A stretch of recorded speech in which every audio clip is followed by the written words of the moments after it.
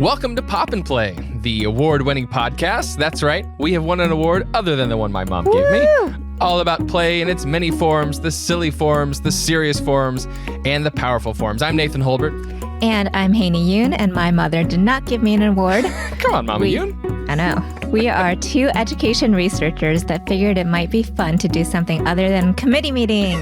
Boo. So each week we chat with other scholars, artists, activists, parents, and children about the significance and value of play in their lives. In this season, we've been exploring what it means to play roles. Whether we're talking games, craft, theater, what is role-playing about, what compels us to try on new identities, that kind of thing.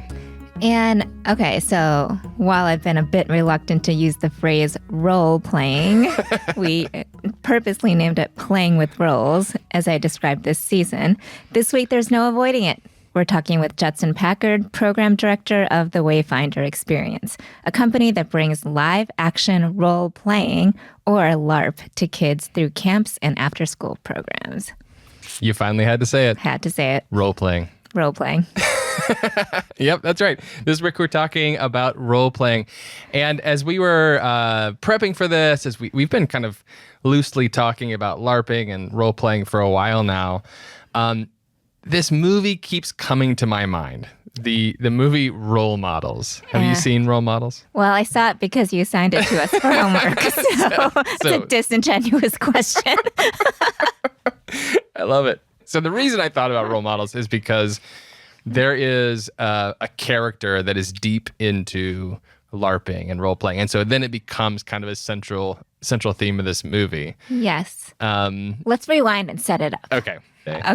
So Danny and Wheeler, a.k.a. Anson, get into a little bit of trouble. Right. They kind of mess up a car. It's because Paul Rudd's character is having a really bad day. And so they get sentenced to community service. Right. 150 hours. And where did they get sentenced to? To Jane Lynch. Jane Lynch runs a Sturdy Wings, I think. Sturdy Wings, yeah. Yes. She runs basically like a big brother, big sister, little sister sort of program. And she's hilarious. And connects them with these two young boys who are struggling with, just being young boys in the world. So anyway, Ronnie and Augie, right? And so Augie, tell us about Augie. So Augie is, I think he's really socially struggling, but he does have this community of people that are really into the things he's really into. They all really engage in this activity together, and that activity is LARPing. It's coming to this big park. It's putting on costumes and medieval times type garb, and they fight, they play, they have like teammates, and they have double crossings and all sorts of things. And so anyway, that's why I wanted to watch this movie. We should note this movie is definitely an R-rated movie. It is not suitable for young children, but it's a little bit old, so some of the jokes don't stand up the test of time. Some are inappropriate in a variety of different ways. But the reason I wanted to talk about role models is just because I thought this is a really nice example of the features of LARPing that make it worth thinking about and talking about, to my mind. It's obviously a goofy movie, and everything is cranked up to 11 for comedic effect, but the key features are there, right? It's a group of people who want to role play together. They want to kind of take on new characteristics, new identities. They want to put on costumes. They want to have fun sword fights with foam swords, which is a part of some LARPing.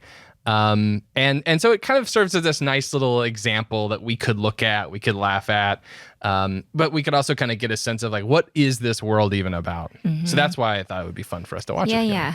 And I was thinking too, that there's this one part where Paul Rudd basically says to Augie, this is so dumb, this is so stupid, and he refuses to participate and says, this is not real. Yeah. Right? And Augie's like, of course I know it's not real. It's not like he's in this fantasy world to understand that. But the one thing that he said, which actually made me really sad, was he said, in this world, I don't have to be me. And I don't think he actually meant that fully.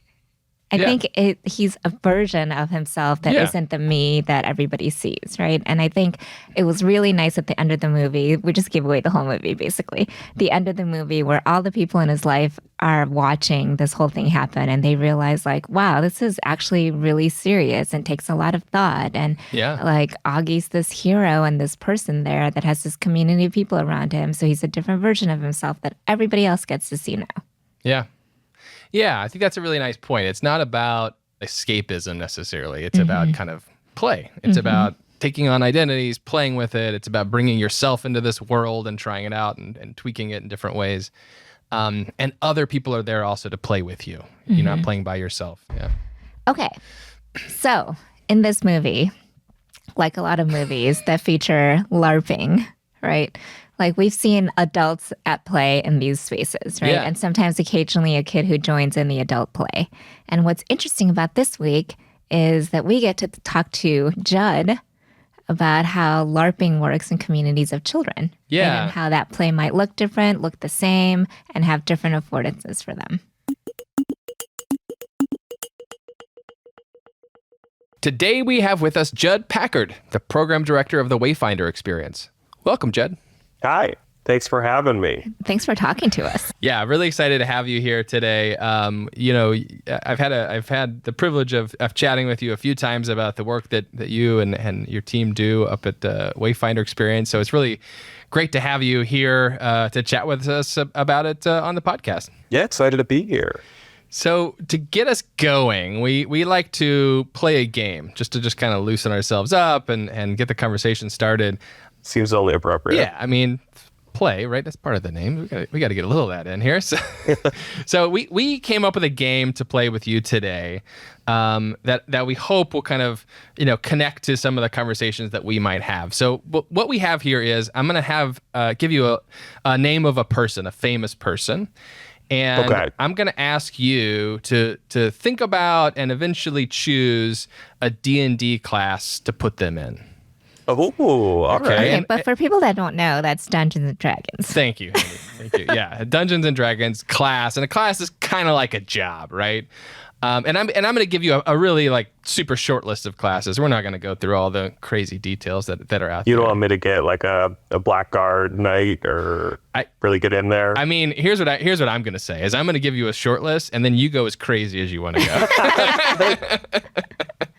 So the short list I came up with, and I'll tell you what they are, and I'll give you a very short description. You already probably know all of this, but the short list I have for you is the barbarian. And these are descriptions I got, by the way, from the Dungeons & Dragons 5th edition. Barbarian. Oh, okay. And the description... Textbook. Yeah, exactly. The tome. The description for a barbarian is, for every barbarian, rage is a power that fuels them. Oh, I'm a barbarian. Yeah. Don't I know it? The other class you could choose is Bard. The Bard is a master of song, speech, and the magic they contain. Druid. Druids are an embodiment of nature's resilience, cunning, and fury. The Rogue. Rogues rely on skill, stealth, and their foes' vulnerabilities to get the upper hand in any situation.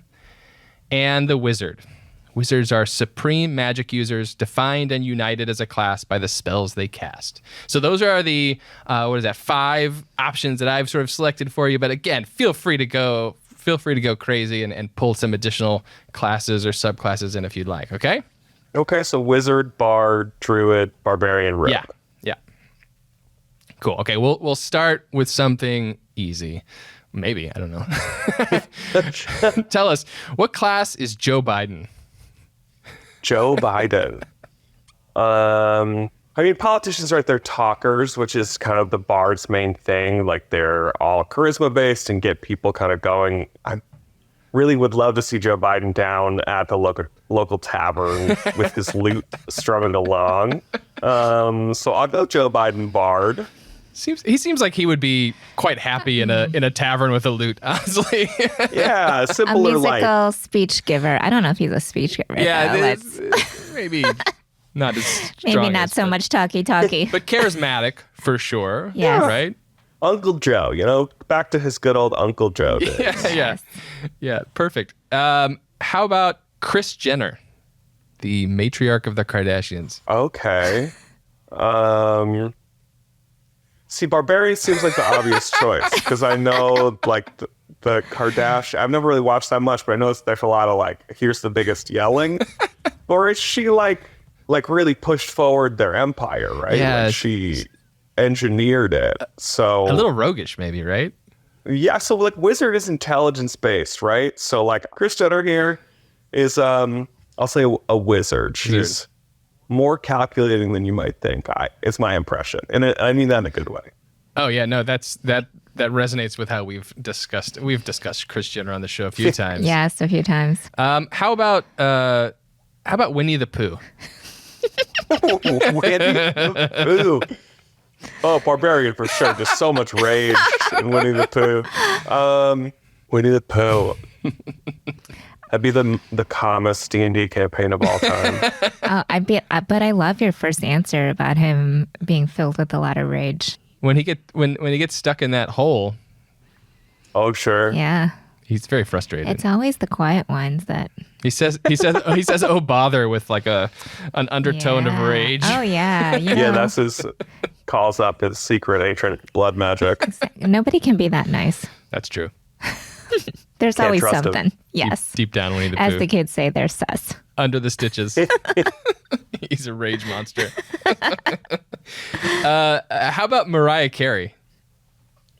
Mariah Carey, I mean, she's a bard, literally, right? Yeah. Like in real life. And I think more so, like, I'm picturing Mariah Carey as out there as a bard, like leading the masses with her insane octave jumping and her Christmas music. Yeah, that's too easy, maybe. How about Margot Robbie? Or recently... Oh, Margot Robbie Barbie. is a barbarian. A barbarian? Ooh, Yeah, absolutely. I see Margot it. Robbie would destroy you. She does all her own stunts in those movies, and she could simply snap any of us like a twig, I assume. I would assume so, yeah. Oh, I love that. Love that. Well, Jed, thank you for playing this game here. I think we delved deeply into the real personalities and psyches of these characters in our lives. So I feel like I've learned a lot. Yes. Well, Jed, so one of the as I said, we wanted to have you here to talk a little bit about your work with the Wayfinder, and specifically we've been talking this season about. Haeny calls this playing roles. But we've been talking about, role playing and kind of exploring identities and, risking yourself to go out there and try new things for this whole season. And we're really kind of curious about your experience at Wayfinder, the work that you do with kids, engaging and supporting them as they experiment and play with identities and play with roles. So maybe to get us started, can you just tell us a little bit about how you got involved in Wayfinder? Sure. So the Wayfinder Experience is a summer camp and kids program, and we're centered in the Hudson Valley, but we operate all over New York. We run live action role-playing programs for kids and teens. So giving kids the chance to put on costumes and play characters of their own design, with us kind of teaching all those building blocks. We like to do things in a summer camp setting so kids have a chance to get to know each other and have a space focused on them. And we have a ton of fun along the way. So when I was 13, I was not doing very well in school and having trouble in kind of like finding myself identity and social wise. And I was going to a therapist who recommended Wayfinder and a bunch of other clients who also went to the Wayfinder Experience. And my mom signed me up for a week of camp. And I never looked back. I went that first week. I had an amazing time. I actually got hurt and couldn't play in a lot of the adventure game. I was sitting in, when characters die, they go to the god of reincarnation, who's Ree, and I was sitting in Ree all night with a staff member. And I had the time of my life. How did you get hurt? That's the important question. I just pulled something in my leg, and it was immediately. We went to one scene, and then I got hurt and immediately had to go and sit down for the rest of the night. And this was 20 years ago. 1920? This is 1920. Wow, you look really good, Chad. Thank you. This is 20 years ago. I'm in Wayfinder's second summer, and the organization was still establishing itself. So. Yeah. some of the staff who I later became friends with, and they told me, they were like, yeah, you got hurt and we'd never dealt with that. We were like, I guess let's just leave this kid in the woods and be done with it. So I'm interested how your therapist actually even knew about it, because that sounds like a pretty cool thing for someone to do, right? Because I always often think about if you're having trouble in school and you struggle a lot, I think the thing that most likely happens is you get some kind of intervention, or you get told that you have to do something outside of the classroom, and it just becomes worse and worse and worse and spirals. And I think it's really lovely that your therapist was like, this is a place where perhaps you might be able to find identity. You might be able to play more. Like, that is unheard of. When kids struggle at school, they're not allowed to play more. They actually play less. Yeah. Absolutely. Yet he had three other, I think it was three or a number of other clients who also went to the camp. One of actually whom was like a very good friend of mine. It was great. Like, I had friends all of a sudden and things to do and like an outlet, place where I was allowed to, be weird. Yeah. Are some of those people your friends now still? Yeah, absolutely. I obviously I'm still at the camp, but the people who I grew up going to camp with, a number of them, very close with still. We talk a lot about how we're kind of holding the circle and holding the space for one another, and as people step away and come back, there'll always be a spot for them. And I definitely find that we have a very close-knit community even when people aren't able to be at camp itself. And like a lot of my very best friends to this day still are people who I met at camp. That's great. I love that. I think, and it's such an important piece. I feel like the more we talk about the various kind of role-playing activities that people engage in, I think that a word that keeps coming up over and over again is this idea of community. The way in which people build and create and live within these communities, and then expand those communities to include more people. It sounds like that was a big part of your experience there at Wayfinder. Absolutely. I often call it social training. The way we do it anyway, we're all agreeing like, hey, like, you can kind of do whatever your character would do here. If you hit a line, someone will tell you. But so you get the chance to like experience a lot of intensity with people, whether it's fighting monsters or like grieving a fallen comrade, or even just getting into like a character-to-character argument. Like you get to experience a lot of intensity that normally you don't get to share with people. And then after it, instead of there being some kind of fallout or some kind of awkwardness, everyone is like, that was so cool when you yelled in my face. That was my favorite thing that happened. Do you remember how you felt when you walked into your first day at camp? Because I'm just thinking about, was it exciting right when you walked in out the gate, or did it take a while? And then how did you actually warm up to the idea of being there? So I went to a lot of camps as a kid because my mom was a single mom, and so we needed the child care. Yeah. So I've gone to several summers of basketball camp and baseball camp, which I was not good at basketball or baseball. And I had even gone to like a week of sleight of hand magic camp. Nice. Wait, what? You went to a magic camp? I went to 1 week of, it was like at like the local community college business extension. It was very serious. I would have loved that, to be I couldn't honest. pick up even a single trick. And then, I got to camp, and I think it was probably the swords that really hooked me in, because we had these big 3-foot foam swords. That's kind of awesome that you said that, though, because I feel like Nathan has said that several times. That's something about the foam swords. He always mentions the foam swords. I have mentioned foam swords, but for the record, when I said that earlier, I was quoting our guest, Judd. Judd, I don't know if you remember this, but in our last conversation, maybe you've said this before, you told me, if we lose the swords, we lose the company. Oh, that's it. The swords are everything. Yeah, absolutely. Like the role playing is magical and transformative, and we do a lot of identity work and trust work and all this beautiful stuff. But the swords, that's the end. Come for the swords, stay for the people. Yeah, because it's like you get the swords and you're a kid, and the thing you're always told is to be quiet and to not touch other people. And then when we do a sword workshop, we're like, hey, so here's the things that you have to do in this. We would like you to swing this thing at everyone else here, whether or not they're looking, and Scream simply as loud as you can and roll around on the ground. Yeah, that's like the dream. That is the dream. I often feel like we have a cheat code for kind of keeping the kids' attention, because it's like we have the thing they're not allowed to do anywhere else. Yeah, of course. That's amazing. But that's the beauty, is that, and also the thing that frustrates me the most is that why are so many spaces that kids exist in so intent on keeping them quiet and sitting still? Like, sometimes our program will be in places where there's other programs, something or other things, and all of them are like, "You guys are loud."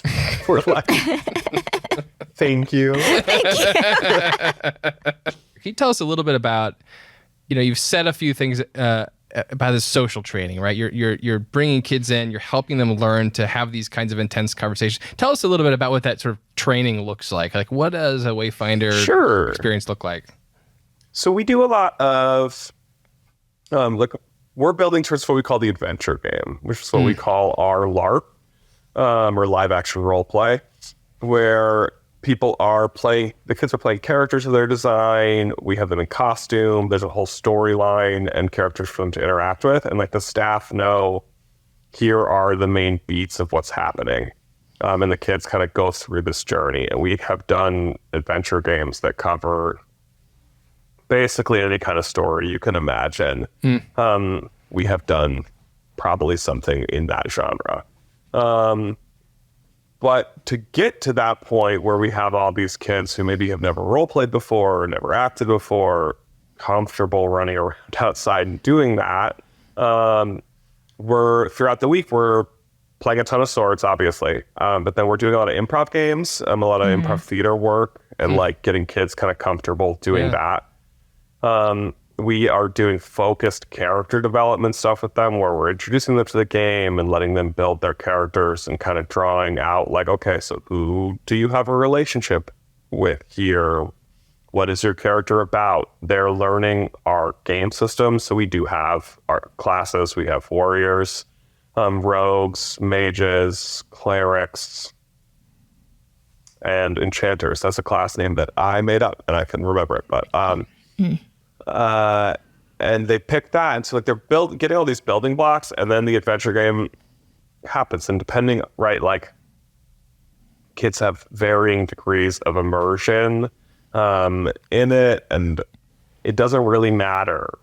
As long as kids are bought in, because I'll play in the same adventure game where I have an 8-year-old being like, "Wait, are we in the game right now? Are we in the game right now? Are we in the game right now?" And I have a 13-year-old who is weeping on the ground, being like, "I've lost my family. How can I go on?" Yeah. So tell us, you said something, you said about how they're kind of creating their characters. And I'm curious to know a little bit more about what that looks like for the kids that you work with. And I suspect there's a range, right? But, is this anywhere from, my name's Joey and I'm going to use a sword, to a full backstory, history, tragedy, all that stuff. What does it look like for these children most of the time, these kids most of the time to build these things? So I have had, these are real character development things I've encountered. A kid named Mr. Beer World. In 3 games, there's a store nearby called Beer World. He was Mr. Beer World. And his friend Dumbledore.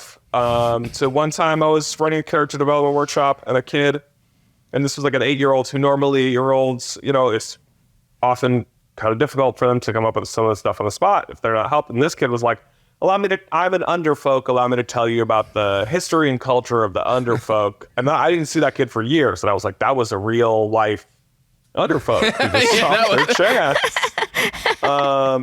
But so, yeah, kids get really into it. We do everything we can to encourage them. So literally, if they write a story about their character or draw a picture of their character, we'll give them some extra points to spend on spells or an extra piece of equipment like a dagger. Okay, cool. So you kind of encourage them so sometimes they accumulate points to get more, so to have everybody more artifacts. starts with the same number of points. Okay. In our system. There's no leveling up. There's no experience system. So, but we'll basically give you one more spell or one more use of the spell if you write a story. Mm-hmm. And sometimes, That's cool. I like to have them all standing in a circle and to have them imagine the map of the land they're in or the world they're from is kind of in the circle in between them and have them all come in and place things on the map. And then they're very excited, right? They've put a village here and mountains that have stories of an old wizard. And so they build the world together. Yeah, they build that out. And then once that happens, like, they have something they're going off of to kind of design these characters. There's very few things that I will be like, sorry, you can't be that, when a kid says it. And it's mostly like, you can't kill your teammates. What do you, aside from a really great place to play, aside from the excellent sword fighting skills that they no doubt develop as part of their time with you, what are the things that you feel like they often walk away with from their time at the Wayfinder? So obviously I think it's different for different kids, right? Because they're all kind of getting different experiences. But I think that they're building a lot of trust with one another and with that, and they're getting the chance to explore what it is. Because literally in the adventure game, where you can tell me, hey, like, my character is really funny. And I'll be like, oh, okay, great. And so then I will, like, know to laugh at things. And so, like, I don't know, I think you can have kind of any experience and any personality you want to take on. So I do think kids are getting the chance to explore different facets of their identity. Yeah. That they may not get to otherwise, or to try out personality traits that, like, obviously you're not going to go home and be an evil conquering bloodlord every day. But there might be some parts of it that you get to do that you don't normally, right? I think not just the adventure game or Wayfinder, but within role playing, I think you get like a basically no risk space to try on different personas, which is not really something you get without just going out and lying to strangers. Because that's hard. Yeah, because we come up with a lot. Yeah, well, but that's so... Sorry, go ahead. No, I was going to say, and maybe we're going in the same direction, but we had a conversation recently with another guest about sort of putting on identities and costumes and things. And, one of the things that I kept thinking about was how scary it is. And I feel like role-playing can also be really scary. I mean, there's a lot of risk involved. Yeah, Haeny, you said that's hard. I mean, my first thought was like, that's scary. Yeah. I mean, go ahead. I think there's an aspect of, like, we're all in it together, right? There's no audience. Yeah. As opposed to, like, performance. Like, there's nobody watching you. And, like, I don't know. I often think for myself when I'm writing adventure games, like, a lot of what I'm creating for them is really the window dressing for whatever story they're going to end up telling, right? Like, they decide, hey, this kid is my brother and this kid over here, and I have this ancient rivalry, and then they're playing that out. And, like, the fight with the demons is really secondary for their experience of the game. Like, the story that they have told, I feel like within that, right, like, nobody's watching you. And so, like, I do think definitely the first times you're doing it, it's intimidating. And sometimes, especially with the younger kids, I don't actually mean this in a negative way, but I feel like we're running kind of just a really advanced haunted house. I think we should not say anything bad about haunted houses. That could be a really fun time. Yeah. Big haunted house is coming for me. But no, I think that, like, there's definitely, right, an intensity to doing it and an awkwardness. So, like, how do I kind of do this? But I think that when you're role playing, it's about finding spaces that are going to feel good for you to have that kind of play in. And I think that that's one of the things we provide at Wayfinder, and especially doing it in a camp setting, is the people ahead of time. You spend some time intentionally creating community going into it and getting to know one another and discussing kind of like the in-game boundaries. And, like, we have both physical safety mechanics, and if you're like, hey, this seems a little too intense for me, we have like you can say a code phrase and people will back off. And so I think that allows for that kind of role-playing comfort, even for people who are new to it, even if they're super anxious. And also, like, if you walk through your first LARP or your first 5 LARPs and you don't say anything and you just walk around and look at things and you're having fun, nobody's going to be like upset with you for that. Yeah. I think that's the distinction, right? Between, I was just thinking about what's different about role playing in the way that you describe it than like cosplay or going to some kind of tournament or, I don't know, or performing in a play or something like that, right? That the focus of that so much is on performance and how other people are going to see you. And so you are trying on a different kind of thing, but you're trying it on because there's an audience, and that audience, you have to think about how they're going to accept you. And I think the thing that you said, Judd, about role playing in the context of Wayfinder is that they can try out some of those personalities, and they could do it in a space where nobody's actually watching them, right? There isn't like an audience that you can actually go ahead and do some of those things. And so I really appreciate kind of that idea. And like you said, Judd, it's not like they're going to go and be a blood-sucking monster back at home, right? But there's parts of whatever they're doing, right, that are really powerful and really important. And I think that's a great, that's a great outcome, right, of Wayfinder, is that they'll be able to try that and find that. Yeah, I don't think there's enough opportunities for kids to try out being the big, scary authority. Yeah, there definitely really and truly. isn't. Yeah, I mean, the thing that I thought about when you said that, too, is that I feel like growing up, everybody told me I was shy because I had to go to an ESL program when I was younger, and then I just felt like I had to always watch what I was doing, and then my parents would always make me talk to different adults, and it'd be like, I don't want to talk to them, right? And then my parents would always be like, well, she's shy, right? So then, like, for a little while, you just hear that enough, and you're like, oh, I'm shy, right? And then you just kind of take it up, and I think those moves that adults sort of make to box children into a space have really long-standing kind of effects, right? It's hard to disentangle what other people think of you with what you want to think about yourself. And so I think that's a perfect opportunity to try that. Not be shy. You could be loud. Yeah. Absolutely. I like that. That's a beautiful way to kind of connect it all together too, Haeny. Just thinking about what does this mean for young people? What does this mean for adults that are interacting with young people? Trying to create more spaces where they get to, to use your term, Judd, a no stakes environment where they can try on these identities and play and experiment to create. The thing I keep thinking about as you talk too is the importance of design here, creating a set of constraints, a scaffolding story, a set of kind of structures that are there that are both inviting you to play, but also creating some of that safety for you to play. All those things feel really important here. Yeah. And also, like, why do we decide that kids have to know themselves when they're like 8 or 13 or 15 or 17 or something like that, right? Like, we barely know ourselves right now, and we're old. Old? Yes. You just turned 29 this year. I just turned 29 this year. Ancient. It's okay, I'm 33, so I'm a summer camp dinosaur. So yeah, right. I mean, but talking to you, Judd, obviously it was a very authentic, meaningful experience for you. And 100%. I'm guessing that the reason why you stay involved in it is because you see it as a really transformative experience for the kids that'll be there.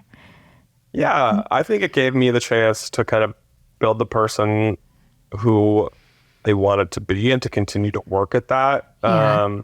Both when I was a camper and then like working there, getting the chance to like support people and to give in to this place that had like offered me so much. Right. And so, yeah, I have definitely remained involved because I get to continue to build those spaces for kids that were so formative for me, and also to like, hopefully work to continue to push them forward and improve them. Yeah.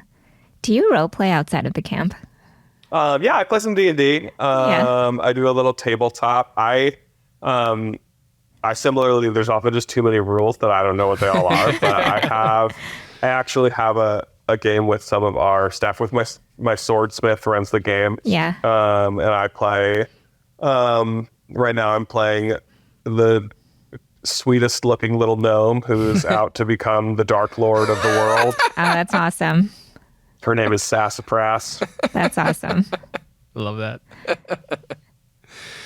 Awesome. Well, thank you very much for kind of taking us through what you all do and all the really kind of exciting ways to think about what LARPing is, what it is for kids, and how we can kind of. It was so fun. I learned so much. Yeah. I just want to be clear that different people are LARPing in a bunch of different ways. Yeah. We've met with other people who LARP, and like basically every LARP community we've met with kind of is like in their history is like, oh yeah, and then we invented LARP. And everybody's kind of doing something different. So really everybody's kind of right. Yeah. Well, the last thing we like to do in our conversations with our guests is to invite you to, kind of off topic. This can be related to LARPing if you'd like, but it doesn't have to be, to tell us about something you're into right now. So, what is a book you're reading? What's a movie you're into? A game you're playing? A play you went to? What we say is, what's poppin'? What's poppin'? Sure. So I grew up a fantasy reader. My son is named Theoden from Lord of the Rings, but That's awesome. Right now I'm reading The Last Unicorn, The Lost Journey, which I loved that movie when I was a kid, and then I read The Last Unicorn book by Peter S. Beagle as an adult. It's like one of my favorite books, just on like a prose level. It's so beautiful, and this is like his first draft of it from his 20s, and then later he wrote the book, and it's just, I love that book, and it's cool to read like this other alternate version that could have been. That's awesome. I'm trying to remember if I've seen this, the movie. I remember there is a movie. I'm trying to remember if I've seen it. It's an animated movie, and it's really crazy.